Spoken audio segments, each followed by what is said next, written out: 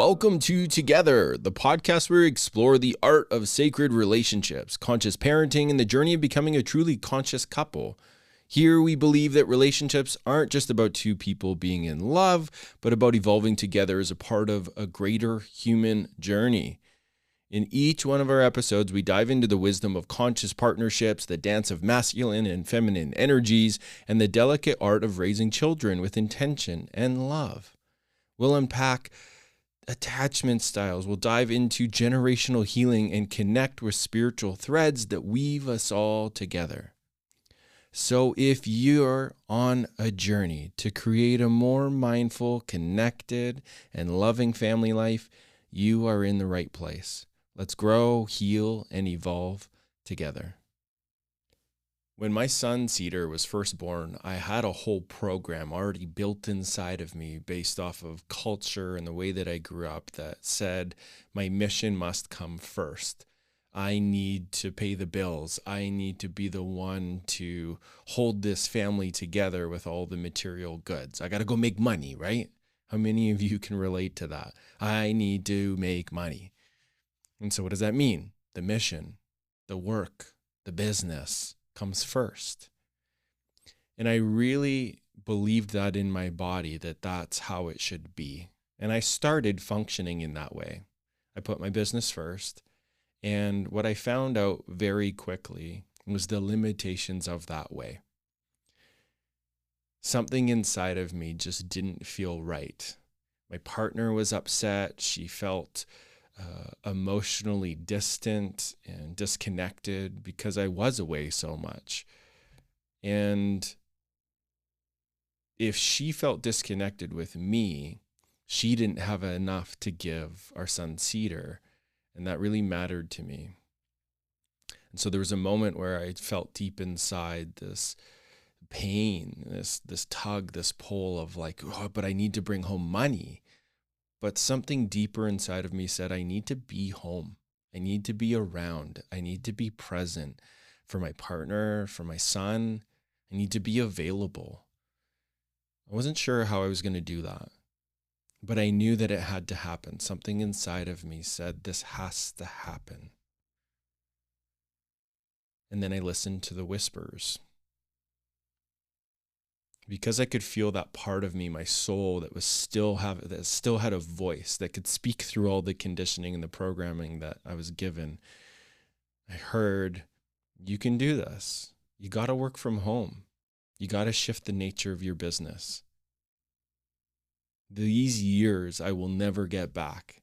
And as I started to hear those whispers, I started to hear all these men's voices of men that I've had conversations with, some of my family members, some just other men that I've supported in my one-to-one containers, where I hear a big pain point for a lot of fathers. Once their kids are grown up and out of the house, one of their biggest regrets, not just as a father, but in their whole life, one of their biggest regrets is that they weren't home more for their kids. Because my belief is that they also felt this tug and this pull, but the conditioning took over, and then they kept going to work. They made the mission the priority. But then all those years later, my sense is there was insight and reflection of the impact of that way. And so thank God, very soon in this experience, I listened to those whispers and I formed something different. So in today's episode, I really want to talk about how important it is for us fathers to not put the big mission first. When our kids are little, it's just during this time where they're so little and fragile. We're going to go deeper into that. And I want to talk about how the presence at home is the real game changer. This actually becomes, for a period of time, the new mission, is how to cultivate presence at home. And we're going to go into why more in this episode.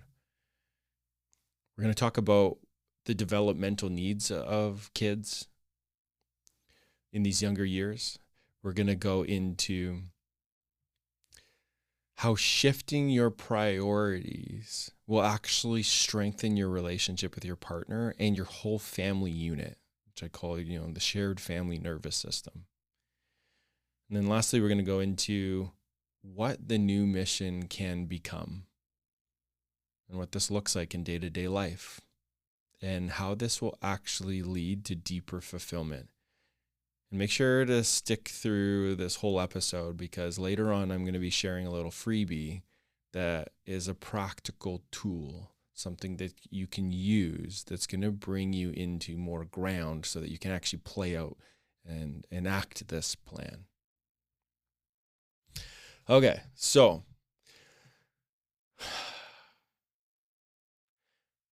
the first thing to understand when we're talking about this is why not the mission? Like why can't the mission be first? First, we need to understand the development of kids. In the first 3 years of a child's life, they build almost their entire neural network, their belief system, their orientation of the world in those first 3 years. And they're really tender years. When you look at a child till 3 years old, they are dependent. They need a lot. They're words that are described as like needy and emotional and yup.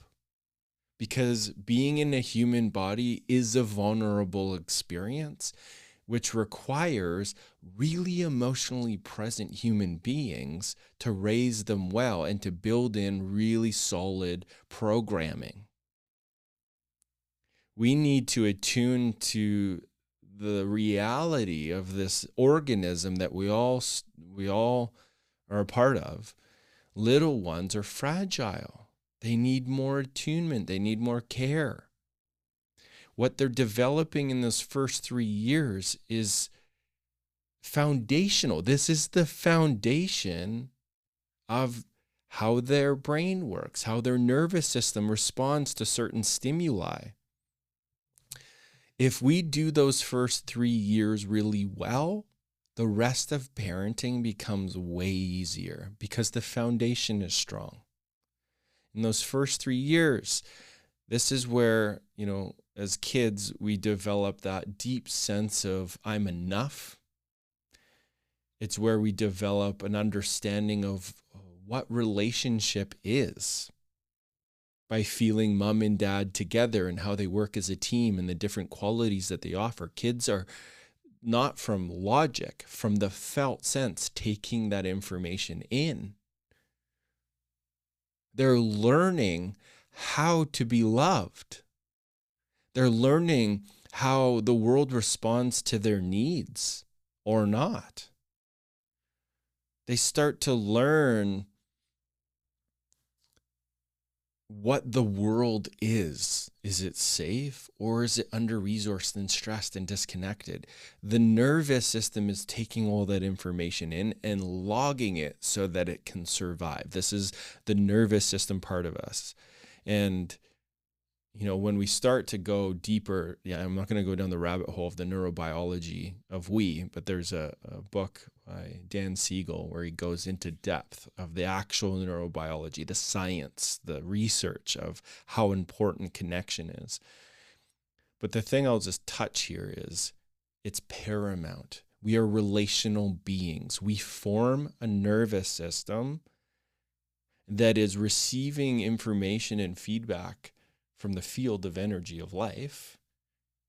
And from that, we form thoughts and emotions and all these kinds of things. There's been this idea of like it's thoughts first, then emotions. And there's different research out there. You can go and look at that. Not as important for this conversation, but to understand that our nervous systems are formed. So much of them are formed in those first 3 years. It doesn't mean that it can't change later on, but it's harder work later on. Like, what if you could set your kids up in a way where when they're in their 30s and their 40s, they're not having to invest tens of thousands, if not hundreds of thousands of dollars, like myself, in therapy, in learning these principles and learning how to be safe in a body and deprogram all those, those limiting beliefs of I'm not enough, I don't belong, I'm a monster, what's wrong with me, I'm broken. Can you relate to any of those? That comes from how we were held in those first years. Okay. Why is it so important to have a father at home in those first 3 years? Well, many reasons. That fragile little being is primarily attached to mom. She can't, like, the child comes out of the mother, like they're merged. And then once that child comes out of the birth canal, the process of differentiation begins, and it's a lifelong journey, and it's meant to go slow. And in order for that process to happen well, mom needs to be really held and supported. She needs to feel safe. The feminine energy is very being oriented. The feminine we'll talk about the feminine. It's not gender specific, but in this scenario, what I mean is the feminine in a female body with a womb, the one that's giving birth, has so many more hormones than someone in a masculine body. And that means a whole range of experiences. The reality is, in order for this human to have been created, a lot of nutrients were drawn out of mom's body, her bones, her cells, her tissues, in order to form this human. And it's actually years to fully rebuild that structure. So guess what mom needs? Lots of resource, lots of support, lots of community, lots of presence from dad. So that if the father holds the mother really well, she can do the job she's built to do, and that's really emotionally attuned to her child. Giving that child, the him, her, they, that child, connection, sweetness, patience, compassion, nurture, holding, all the things, boundaries as they get a little bit older.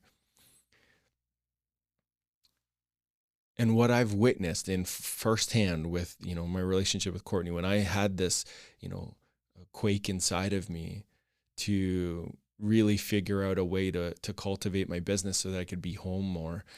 Within the first week, I noticed the difference. Oh, she is softer in her face. She was so much more gentle. She was so much more patient with, the waves and the experiences of our son Cedar. She had support. I could come in and hold. I could give her breaks. And even just me in the space, even if I wasn't, available every hour of the day, just me on the land, in the space, doing my work was so helpful because she could feel that. She could lean into that of like, oh, he's right there if I need him. And then she could soften and do her job really well. So us as a father, if we are present, the mom can do her job in the best of her abilities. That's one layer of it. Another layer of it is our child is learning from our nervous system as a father how we show up into life when life happens. So if we're present to when our kids are born and we prioritize that, what that little one's nervous system is starting to learn is, oh, the masculine, the one who provides and protects, is coming in closer and prioritizing the family. And the increased amount of need that is present with a little one. There's a lot of needs. If you're already a parent, you already know that. You're probably on the other side going, oh yeah, there's a lot of needs. And just so much love and honor and celebration to all you parents, because it's such an initiation. For me, it was like the first experience of really blasting through this It was an awakening of seeing how selfish I was before, because being a parent is such a selfless act. Part of that selfless act is prioritizing the presence, so that little one can feel, whoa, Dad, Papa, he really believes I matter. And he stayed close. He moved in closer. He was around so that I could see him and relate with him. That's going to build in so much for that little one to just feel their father's nervous system around. There's been studies actually that are so fascinating to read, is the amount of neural networks that light up in a child's brain when the father reads the child a story versus the mother. It's different. There's a whole different part of the brain that fires. And so that's great for the fathers that are home and do, really work with story time and these things. But that's just in general. There's a frequency, there's a vibration that we put off that's different than mom. And so if we're around, guess what that's going to lead to for the kid? I am provided for and I am protected, not just financially, in presence. Presence. What is one of the biggest complaints that people have in relationship is the lack of their partner's presence. Guess where that gets installed? The beginning of how present our parents were with us. That's where it starts. That's where we learn to lean in and receive the resource that's being offered. But if we're not there as a father, guess what that little one has to do? Start to develop coping strategies because they aren't actually safe and protected on a level. And if you're a parent listening to this, there's no shame or guilt. This isn't something to like deepen the fear even, deeper. This maybe, I hope, encourages or inspires you to find a solution to be more present, or to weave out maybe some of the impacts of not being present if your kids are already older. Have conversations about it, because repair is the most important thing over the big overarching thing. No one's bad or wrong here, but we want to learn how to improve. How can we do it better as parents? Because if we can do parenting better, then we can raise more integrated, evolved, mature human beings. And if we can do that, we are going to be in a world that's a lot safer, with a lot less war and conflict and just the things that make us cringe and fearful and not want to look at all of what's happening. Okay, so rewind. I digress. The importance of the presence of the father. So we've gone over those first few pieces there. What mama needs, what she gets, what the child starts to frame and form with the presence of dad being there. Child gets to feel that family and connection and community is important. Because if mom has increased needs because of this new human that has a high level of needs, dad comes in closer and prioritizes all of those needs. Guess what the kid gets? Wow, having needs is healthy. Having needs means receiving from others, not just one person, but from many people. And that starts to create a system that is integrated in the reality that it takes a community. It takes multiple nervous systems to raise human life, to be in life. This never changes, This never changes. But for us to really be connected to that deeper truth, we need mom and dad present in the beginning.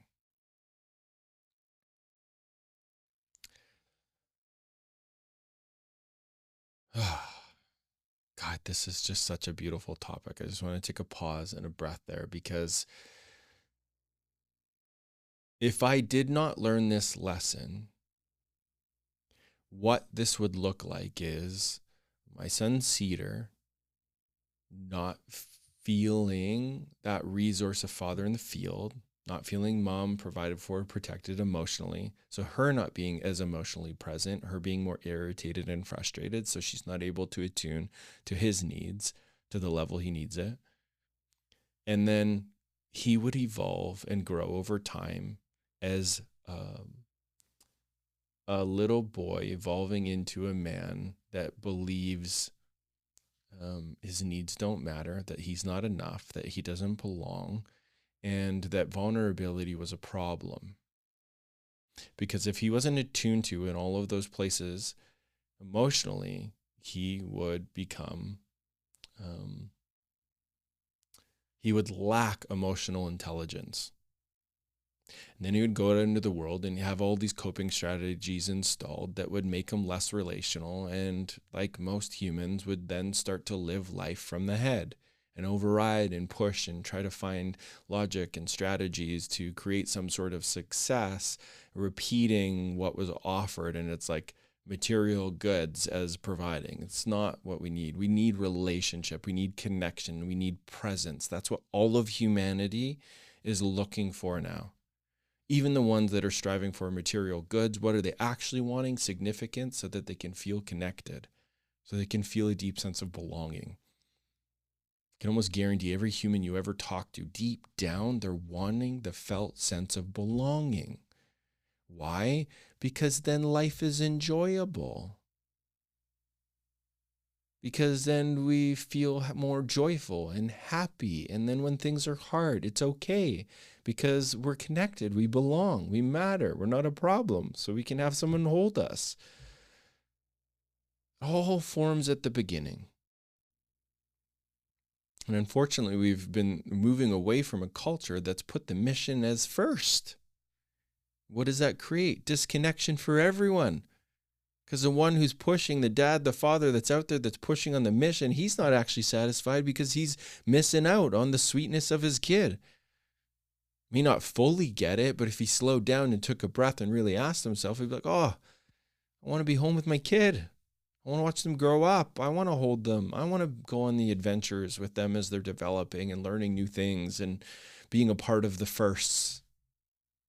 You know, it's just yesterday, it was Cedar's first full soul-on experience kayaking on the lake, where he didn't need to be pulled by the rope. He actually got to kayak, and I got to be there. I got to be a part of it and watch it. He's out there with Grandpa, and Grandpa's showing him how to do it. And I got to come and celebrate him in it. And I got to be on the day of the first of that happening. It's life-changing. And this becomes a part of the new mission. Like, this was a big rewrite for me when I thought, my mission first, I got to provide for my family. Yeah, there's totally, but it's not this or that. It's both and. What I've started to learn is me prioritizing the shared family nervous system, my family unit, to be more present at home. It's actually become a part of my mission. Like, look at the topic I'm talking about right now.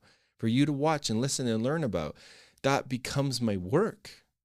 Doesn't mean this is going to be your path and dharma, but yours can look in the way that, like, it can look different. It's going to look the way that it's meant to look in your life.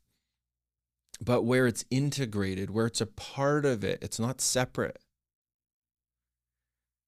And I feel like that's the gift all of our children give us, is they give us this initiation to dig deep and be like, how can I do both? How can I bring service to humanity, bring in money, which, you know, is valuable, which then translates as, you know, financial reciprocity generally in our culture, just resources coming back in to, you know, provide for the home. Our kids initiate that. When I look at where my mission really took off, it's actually when I became a father, because it's actually refined me into a position where I really need to get to know myself so that I can bring my gifts to the world with more clarity, with more precision, so I can help and serve other people in places where they're stuck so they can live their best life. And that's valuable. Guess what? They pay me money. You know, my high ticket clients, when I work with men one-to-one, they pay me, you know, tens of thousands of dollars to work with me. But the value they're getting is I prioritize this value of life. My partner feels more connected. My son feels deeply connected. I feel deeply fulfilled in being able to show up in both of those ways. That's infectious to be around.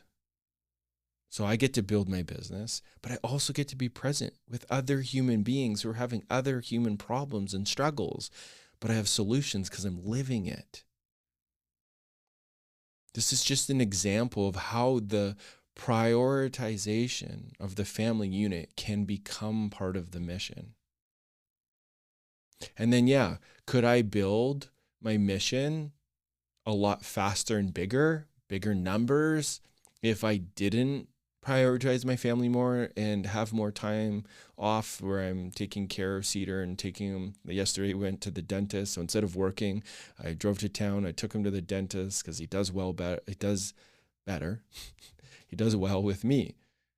When he's with mama, it's harder. He's feeling all his feelings, which is natural. But with me, it's more like we're on an adventure. And then, so I prioritize that. But then today, sitting down doing this, I feel fulfilled. I got to be a part of my son's life as he's growing, and that's going to be a memory for him forever.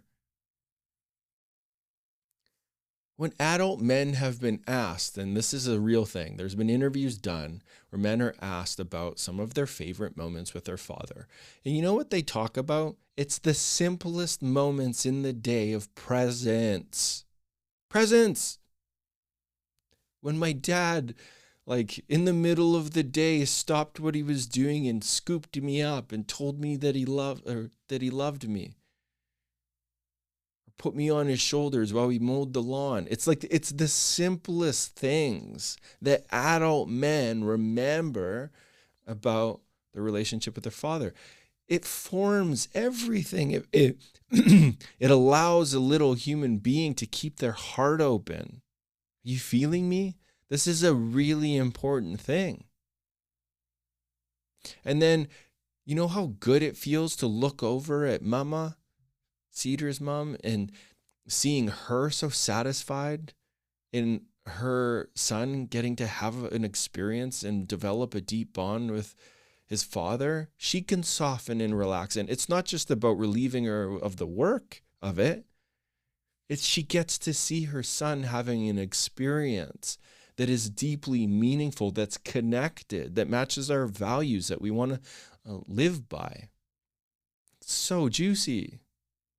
And then great, she's feeling really happy about that and emotionally satisfied by that. Then she wants to pour all that connection into me, and then my emotional needs get met. It's this everyone wins when we shift our priorities, to our family and find ways to make that matter.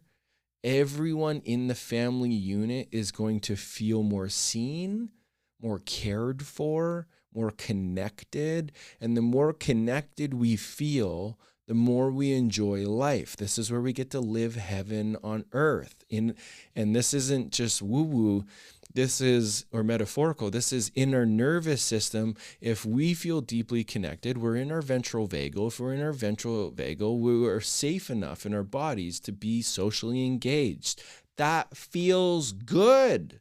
It feels fucking good. It feels good to feel connected. It feels good to it feels good to be safe, to relate and to play. This is where we can spark into uncontrollable laughter. This is where we can move through difficult things and find the humor in it, or just fall apart and grieve, but then come out of it and then be back in the joy and the lightness of life.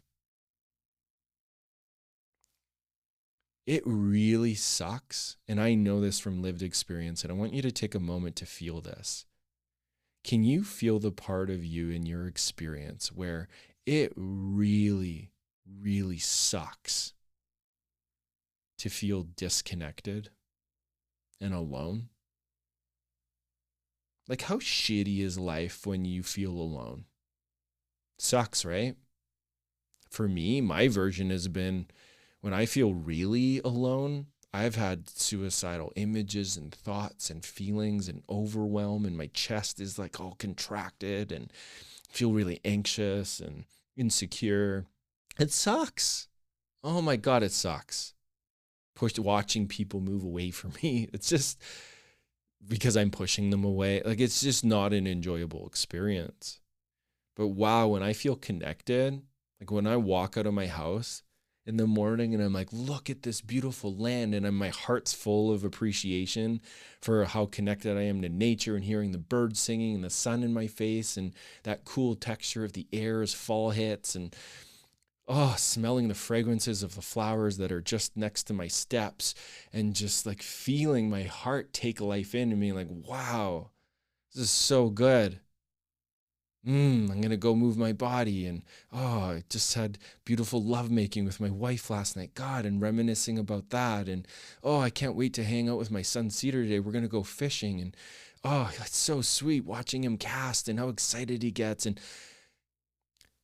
if that's our day-to-day experience, where most of our inner experience is in awe and appreciation of all the connection we have, life is really sweet. And I'm really putting a lot of time into this one because this is so important to get and to feel. When we prioritize our family, our partner feels met, our kids feel met. Then our family as a unit, feeling so met, has all this gratitude and appreciation and these resources of overflow that then can spill out to community members. So even if you have a different mission that you got to put on pause or pump the brakes for a little bit, it doesn't mean you can't come back to it. What if your mission just had a little bit of an off leg and it's like about being an awesome father? Imagine how good that would feel just on your deathbed of like, there was that time when my kids were born. God, my mission really shifted, Maybe you're, what's his name? Is it Phil Knight? Founder of Nike, some big corporation. It's like, imagine you were him. And then you just actually put all of Nike on the back burner and you just prioritize your kids and then went back and then, well, the brand's still there. Yeah, sales were down, but you get to go back to it. It's still there. You get people, keep it going. But then imagine how good it would feel to sit on your deathbed and be like, wow, my kids felt so prioritized. Here I had this multi-million-dollar industry and business, and he stopped that, or he slowed it down to be with me. Wow, how loved would those kids feel, and how great would that man feel on his deathbed knowing he did that? Because that is what is food for the soul. Connection with our loved ones is food for the soul. This is where we feel rich. This is where we feel prosperous. Most of these material, tangible things, if you're anything like me, if I get down to the nitty-gritty depth of why I want money and status and all these things, it's so that I can have the freedom to choose my relationships and how I spend my time on this planet. That's the real truth. Why? Because it feels good to be a part of this experience. Share it with other people who love and accept us for who we are and all of our imperfections and the moles and the scars and the smells. Like, that's what feels good, because we can just relax and be ourselves and together, connected together. It's the most satisfying thing. So, wherever you're at in this journey, I want you to understand something, that everything happens for a reason. So if you're a parent and your kids are already out of the house, you didn't fuck it up, but you now have new information to maybe check out and analyze and maybe just consider that where your kids are at, maybe there's some places where they don't feel as deeply connected or sense of belonging because you weren't present growing up, and that can transmute and transform by how present you are now and attuned you are to the impact of you not being there at the beginning, and spark those conversations. Talk about it. Hold space for them, because that will trigger the implicit memory of where you weren't there. Those parts will come alive. They will feel you there in the present moment. And that information will transmute into feeling connected now. Healing. that will develop a very deep bond. Some of the most beautiful things I've witnessed is where clients do their personal work in our container, and then they start to have all these insights and realizations, and they go back to their kids and they start to do this and hold space, and it actually deepens the bond for both of them. And then I get to witness these adults crying of just pure tears of grace of what healing they're having in their child being open to them repairing for where they kind of messed up. And then it develops even more trust. And one of my most enjoyable phrases that I hear young teens or young adults sharing to their parents in reflection, or their parents telling me what their kids said to them is, some of the favorites that I've heard recently are, Dad, it doesn't matter as much what happened back then because we can see how much you're changing now. And we love you for doing that work and changing and caring about that. Oh, I get emotional when they share this. So healing for me. It's the thing that young part of me is longed for, parents of doing their personal work so that they can actually come back and acknowledge the impact and the hurt and the harm, so that we can be more intimate, that we can be more real and connected, and actually talk about the things that created so much pain, not to just stir up the pain just for pain's sake, but to heal, to get to know each other's sides deeper. That's intimacy. That's where we feel deep sense of belonging, is where we can be intimate with each other, where we can be vulnerable with each other. Because reality is we're in a human body, and this experience is a vulnerable experience. Where things go sideways is where we develop invulnerability. It's fragmenting off the truth that we're vulnerable and trying to not be. That's where we make a mess. That's where trauma perpetuates. So it's never too late. And if you're not a parent yet, or you're a new parent, you get to dig into this one deep, maybe even re-listen to it and start to contemplate, how do I want to show up as a father for my partner, for my family? What kind of framework do I want to install for my child that's going to set them out into life? Their whole beliefs, their subconscious belief structure is formed by presence, by connection, by belonging. What could you do different? How could you shift the priorities to make it happen? And just, if you're anything like me, God, there were so many loud thoughts in there from my ego, from the conditioning, from culture that said, oh, you can't do this, Mike. And thank God I had a boundary to it. And I said, that's an interesting thought. That's not my thought. I'm going to fucking figure this out. There is a way. And almost immediately, the way revealed, the next steps to the way revealed. I took the steps. And then very shortly after that, I was free. I'm in my home right now. Today's a work day. I'm working. And the second I walk out this door, what I get the privilege to experience, it's going to make me emotional, is my son excited to see me, knowing that I've been here the whole time, but now we get to reconnect. And I get to pick him up. He gets to share. I have my favorite sentence. It's, Papa, I missed you. And I'm like, I missed you too.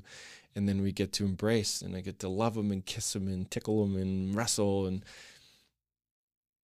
the pockets of me away are so much smaller. So he still reaches. I want that reach to be there till the end of time. Because when we have someone to reach to when life gets hard, it's a really beautiful place to be. And then the vulnerability that we experience inside of our heart isn't a problem. It's not weakness. It's our strength. So God, please let this message land inside of you.